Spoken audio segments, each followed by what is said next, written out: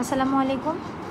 আমরা অনেকেই জানি সিওপিডিতে পলিসাইথেমিয়া হয়ে থাকে বা সিওপিডির ইনভেস্টিগেশনের মধ্যে অনেক সময় আমরা সিবিসি করি যে পলিসাইথেমিয়া আছে কিনা রোগীটার দেখার জন্য। তাহলে আমরা কি বলতে পারি সিওপিডিতে কেন পলিসাইথেমিয়া হয়? জিনিসটা একটু ইন্টারেস্টিং, তাই আপনাদের সাথে শেয়ার করার জন্য চলে আসলাম। একটা সিওপিডি পেশেন্ট যখন তার ক্রনিক হাইপোক্সিয়া থাকে, এই ক্রনিক হাইপোক্সিয়া বা লো অক্সিজেনটা কিডনি সেন্স করতে পারে।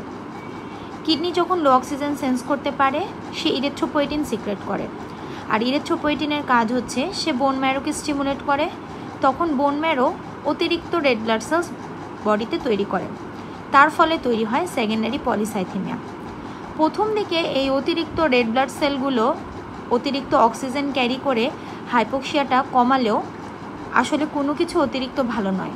পরবর্তীতে এই অতিরিক্ত আরবিসিগুলো একসময় গিয়ে হাইপার ভিসকোসিটি, তার জন্য pulmonary hypertension, right ventricular strain এগুলো করতে পারে।